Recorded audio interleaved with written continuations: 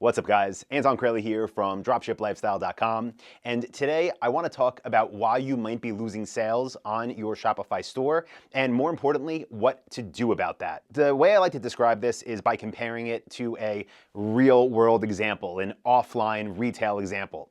So let's just say, hypothetically, I decided that I wanted to open a store in my town. And I decided it was going to be a tent store, right? People could buy tents, they can go camping. It's called Anton's Tents. What do? I run some ads because that's what I know, just like we would for e-commerce. The ads send people, in this hypothetical, to my actual store, and people come in the door, right? Now we have people in there, they're shopping, they're looking around. So what I consider this as is having two different types of people. Now they're there, right? They arrived. So those types of people are, one, shoppers, and two, they are customers, right? People that are wanting to buy and ready to buy. Now, what we would do if this was a retail store, and again, I'm going to keep going back to this example before we transition into how this applies to Shopify, because more people are familiar with traditional retail. What I would do if I invested my money into this retail store, I filled it with products, I invested money into ads, I got people in there, it would be my responsibility, it would be my job as a business owner to make sure when these shoppers came in that we, meaning myself and the staff here, did everything we could to turn those visitors into buyers. Now, think of this for whenever you've bought anything from what I would call a specialty store, right? Not when you buy something at Target, but when you go to a niche-specific or specialty store. Typically what will happen, especially if you're shopping in higher price ranges, like the type of stuff we sell, is you'll go to the store, you'll be greeted by somebody at the door, you'll walk around, you'll start checking things out, and then after a little while, somebody will come up to you and they'll ask if you need help. And if they are a good salesperson or a good associate, they will help you by asking you questions. Things like, oh, well, welcome to our store. Is there any specific thing you're buying a tent for? Do you have any trips planned? Yeah, I do. Okay, well, where are you going? Well, okay, it's the winter, so maybe you would need something that is, more insulated. Or, oh, you're going somewhere where you're going to hike and then camp. Maybe you need something lightweight. You're going to get that personalized support, almost like a little consultation that really is just sales. It's people helping you to sell you what you actually want. And if you don't do that, some stores you don't have to. Again, if I'm going to Target to buy legal pads, right? Nobody's going to come up and help me. I don't need anyone to. But if someone's going to go to, let's say, my new tent store, and they're going to spend $500 on a new tent, it makes a lot of sense to invest in having that help, having that personalized support to help that person make the correct buying decision. Instead of having the person see my ad, in this case, go to my store, look around, and then think, you know what, these things are $500 plus. I don't even really know what I want. I don't want to buy something then end up returning it. I'm out of here. Maybe I'll come back and get one eventually. Maybe I'll go somewhere else. So as a business owner, when you have shoppers, people that are, call it window shopping or browsing, it makes sense to invest in talking to them in a way that helps them. Not like, I'm not talking about hard selling here, like, oh, buy this now, buy this now, buy this now. No, offering them advice, asking them questions. If you're ever unsure of what to say, ask them questions, and that will help close the sale. So you're definitely, again, if you're not doing this, losing sales from potential shoppers. And just so, again, everyone's on the same page here, I'm talking about specifically the type of stores that we build at Dropship Lifestyle for ourselves and for our members. So talking about niche-specific stores that sell high-ticket products. Now, if you're not a member of Dropship Lifestyle, you want to know exactly what we do, you want to know how to get started, you want my team to even build a store for you, go to dropshipwebinar.com. I'm going to link that up in the description as well. Back to our example here. So we know real world with shoppers, we would have associates that were actually walking up to them and greeting them. Well, my question is, how do we recreate this online? Because let's say I, know what I know, I'm not actually going to build a tent store. If I wanted to, I would build, tents.com. with a domain name that cost a lot less than that. And there would be no store, there would be no doors, it would be online. Well, to recreate that experience of guiding people with that personalized touch, what we're gonna do is actively use live chat, where people can ask us questions, but where we can also proactively engage the visitor, where we can reach out to them if we see, for example, somebody is on our website for, let's say, 60 seconds, and they're just static, right? They haven't moved, they haven't clicked off the page. Well, okay, what does that mean as somebody that's shopping?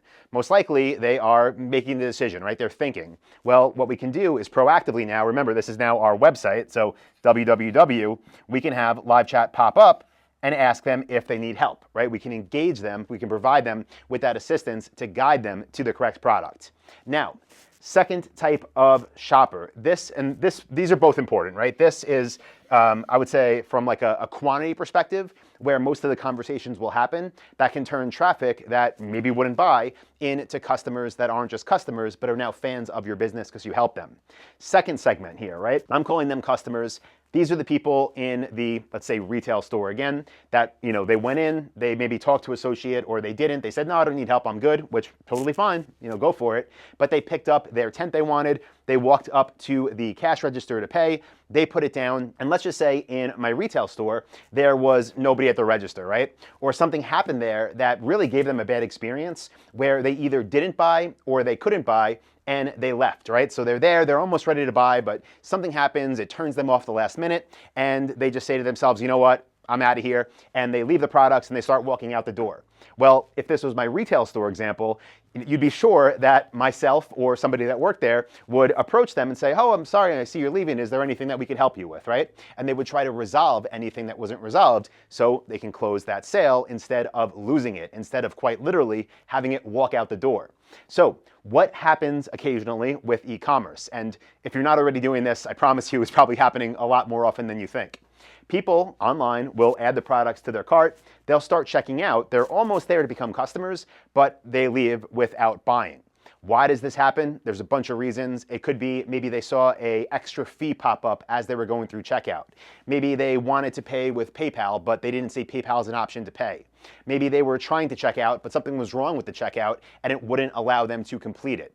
There could be a ton of different reasons, but if they're there, if they're at that last step and they don't finish it, again, as a business owner, I know it's my responsibility, for you it's your responsibility to follow up with these people and to get them to come back and complete that transaction. So this is what are known as abandoned carts. I'm just going to put AC for short. If you use Shopify as your e-commerce platform, which you should, all you need to do to see these is go into your Shopify admin panel, click on orders, and then it says abandoned carts. Click that and it'll show a whole list of them. We have automations set up that help us with this. By the way, if you're a member of my coaching program, the Dropship Blueprint, in Module 7, I literally give you these automations that I'm about to talk about. For everybody else, I'll just explain it to you so you have an idea. But again, if you're not a member of my program, I don't know why not, you should be. Just go to dropshipwebinar.com. Free training and special offer for you there. So dropshipwebinar.com. But again, we have these people that are about to check out. They enter things like their name, their email address, their phone number, their shipping address, but they don't complete their payment. So the systems that we have built give us a message. Literally, we get pinged on our phones. I don't myself now, my team does, but we get pinged and it says this name from this location just had these items in their cart, whatever they were looking at, and they abandoned their checkout.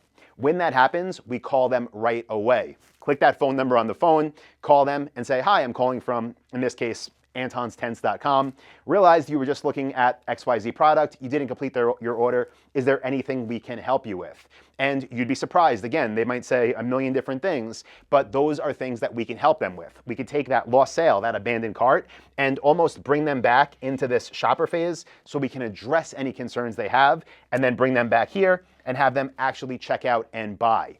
Just by calling these people is going to bring you extra sales. And if you do what we do at Dropship Lifestyle and sell products with an average order value of $1,000 plus, this literally could be $300 net profit every time you call someone, provide them with whatever they needed to make that final decision and get them to buy. Now, of course, if you call them, they don't answer, send them an email, put them through a follow-up sequence, show them remarketing ads. There's a lot more you can do, but this is the highest value thing.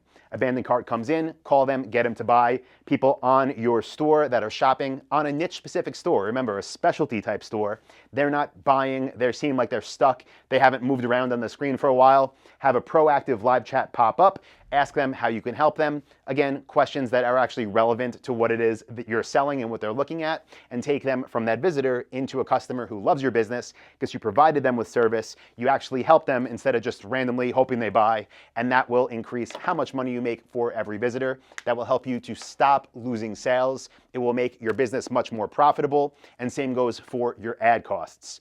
If 1 out of 100 people that gets this message responds to you, that could easily be an extra sale. If 1 out of 10 people that are abandoning their carts answer their phone and you can quickly help them and get that sale, it's just extra money every day coming into your business. It is well worth your time.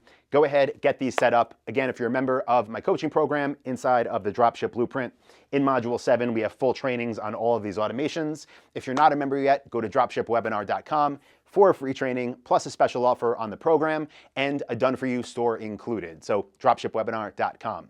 As always, thank you everybody. I appreciate you, and I will see you on Monday for the next episode.